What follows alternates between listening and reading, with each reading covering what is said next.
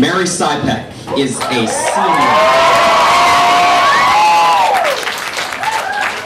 She's going to be talking about something that is literally close to all of our hearts. She majors in child development and biology and has a minor in education, or will in a month. She's going to be talking about how we can maybe, once and for all, start feeling different about our feelings. And I think you're all going to feel very strongly about this talk, so take it away, Mary.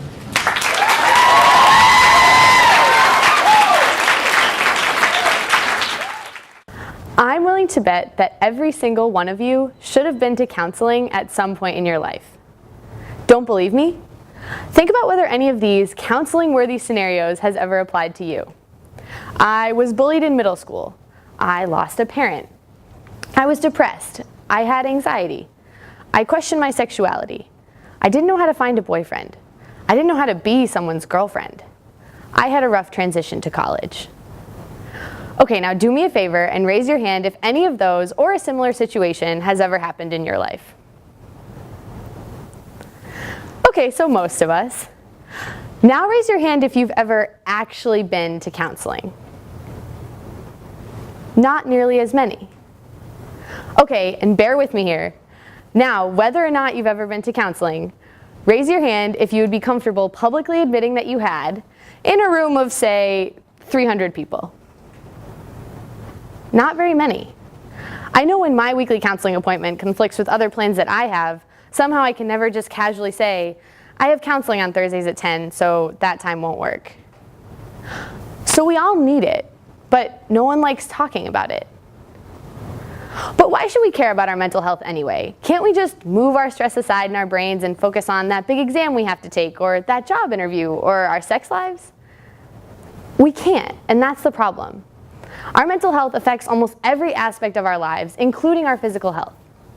Think about the last time you got in a fight with a friend. Did you have trouble focusing on other things? So what do we do when we're feeling stressed and anxious and that fight with a friend seems to be ruining everything? We cope. Coping skills are those things we do to momentarily move our stress aside in our brains. Maybe you go for a walk or take some deep breaths. Maybe you listen to Nelly. Bottom line, we all have coping skills. Whether you learn them from someone like a counselor or you pick them up yourself as stressful things happen to you, you cope with stressful situations. Consider this though. What if you had developed a set of coping skills before that stressful thing had happened to you? You know, the one that might have warranted going to counseling? What I'm saying is, what if you had developed coping skills as a preventative measure rather than a reactionary one? I'm willing to bet that that would have been useful for almost every person in this room. So at this point, we've established three things. One, that most of us could have used some help with our mental health at some point in our lives, but most of us would be uncomfortable admitting it publicly. Two, that our mental health affects almost every aspect of our lives, including our physical health. And three, that most of us would have liked to have an arsenal of coping skills going into stressful situations instead of developing them on the fly. But where would we get this arsenal of coping skills? What about schools? Schools are the places where we do so much of our learning as children, beyond simply academics. So shouldn't all schools be focusing on mental health? Right now, they're not. Many schools don't have any mental health initiatives, and those programs that do exist have specific problem-focused agendas and are producing narrow results, if any at all. So what if we made a conscious effort to comprehensively address children's mental health in elementary school classrooms every day? What if each day, every child got time to talk about their feelings and learn about resources that help us with our feelings, like guidance counselors? This idea could be implemented in a variety of ways, from teacher-facilitated discussions all the way down to silent meditation. Okay, I'm one step ahead of the skeptics. You might be thinking, won't this take too much time? We already have a gigantic achievement gap in the United States, on top of the fact that our kids are underperforming on a global scale. Shouldn't we be focusing on academics, not feelings? Focusing on academics while struggling with trauma is like trying to play chess in a hurricane. We would see improvements in our children's academic performance if we gave them time each day to focus solely on their feelings. Secondly, you might be thinking, elementary school students are too young to confront such hard topics. They won't have to face any of these issues until they're older. If that is the case, it's exactly my point. We should be preparing kids early to face life's challenges. And secondly, kids aren't immune to these challenges. Children struggle with stress too, whether or not we want to think about it. While we can't protect them from hard things, we can help them prepare to face them. Thirdly, you might be thinking, who's qualified to implement a program like this? Won't we need more school counselors?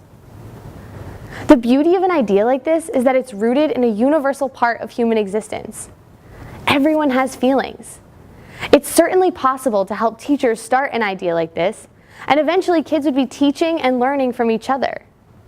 Like any program, a program like this would have to take into account the stories and identities of the children who are using it. However, it's possible to make mental health a shared commitment in school communities. Now, think of all the benefits of an idea like this. For example, we could see destigmatization of mental health.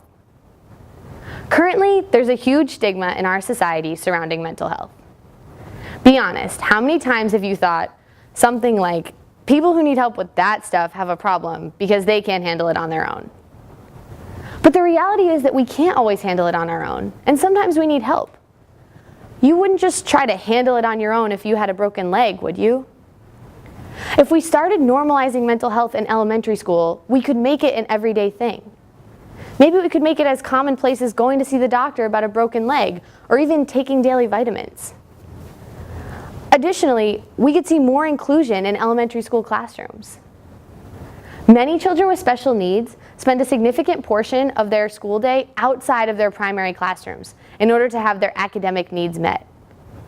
Social and emotional health are universal. For many children, a program like this would bring them back into their primary classrooms, giving them more opportunities to shine among their peers.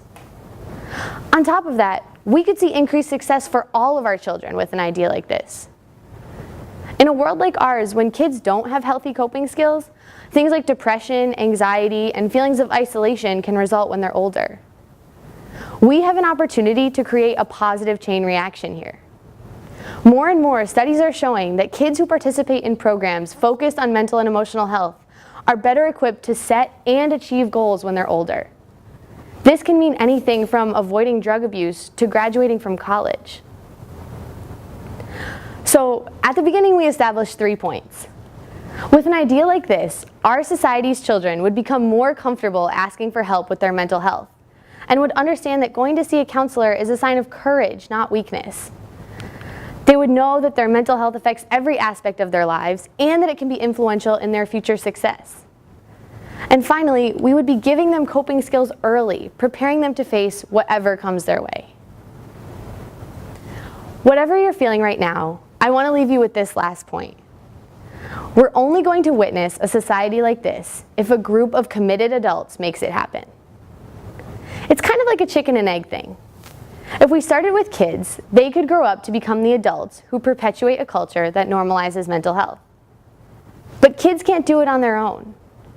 With an adult cohort focused on destigmatizing mental health, we could create a world like the one I described for our future children.